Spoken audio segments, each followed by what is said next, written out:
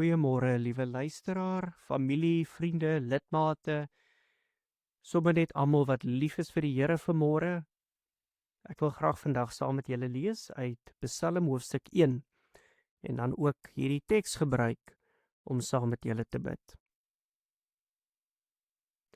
Gelukkig is die mens wat nie die raad van goddeloses volg, nie op die pad van sondaars gaan staan en nie in die byeenkoms van spotters sit nie, maar wat vreugde vind in die wet van die Here, en sy wet dag en nag mymerend prewel. So iemand sal wees soos 'n boom, geplant langs watervore, wat sy vrugte op sy tyd gee, en waarvan die blare nie verdor nie. Alles wat hy aanpak gedei.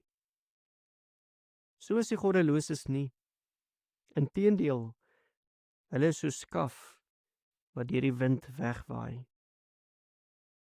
Daarom sal goddeloses nie kan opstaan tydens die regspraak, of sondaars in die byeenkoms van regverdiges nie. Ja, die Here dra sorg vir die pad van die regverdiges, maar die pad van die goddeloses loop dood. Here Jesus, ons lees vanmôre hierdie kosbare Psalm. En as kinders van die Here is ons so dankbaar dat ons in U en deur U regverdig verklaar is. Dat ons versoen is met die Vader. Dat ons met vrymoedigheid ons wortels kan uitstoot na die fore. Dat ons vrug kan dra wat vir U aanneemlik is deur die woord en die Gees wat ons vorm, ons slyp en ons skuur, vir ons wys hoe 'n heilige lewe lyk wat vir God eer. Terwyl ons hierdie Psalm lees, raak ons ook bewus dat daar baie mense is wat anders dink oor die lewe, anders dink oor vervulling en geluk en dankbaarheid. Dis die wat bymekaar kom en in die kringe beweeg waar hoogmoed floreer, waar ons aangemoedig word om ons eie gode te wees, waar ons spot dryf met die kinders van die Here, spot dryf met die wat in die wêreld se oë swak is, afhanklik is. Here, daar's baie van hulle. Ons was ook daar. Here, wees hulle genadig. Help ons wat U beleef het, wat oortuig is van die krag en die lewe in U. Help ons om juis vir die wie se blare verdor, wie se takkies uitgedroog is, om juis daar die goeie nuus te deel. Here, ons harte kry seer, ons lees wat is die uiteinde van die goddeloses, vir die wat ver van U af woon.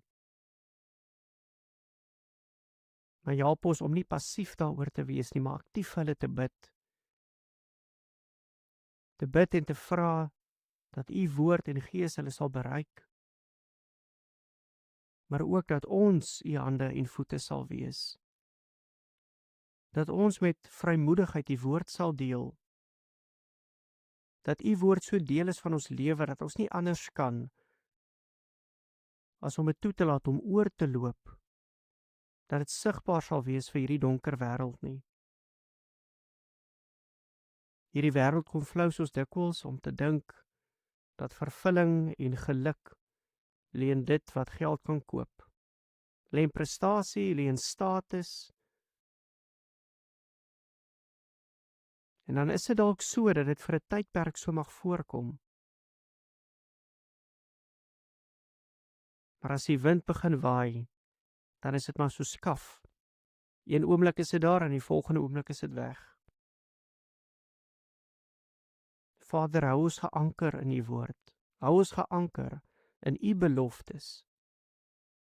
In die oortuiging dat U die enigste weg, waarheid en lewe is. Dat U seun die enigste hoop is vir hierdie wêreld. Dankie dat U deur hierdie psalme rustigheid in ons wek, om te weet dat U vir ons sorg, dat U ons beskerm, dat ons nie sal verdor as ons in U bly nie.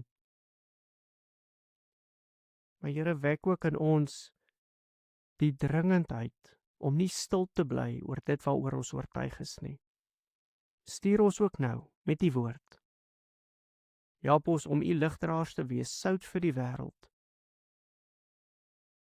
Dankie Here, dat ons kan deel wees van die koninkrykswerk.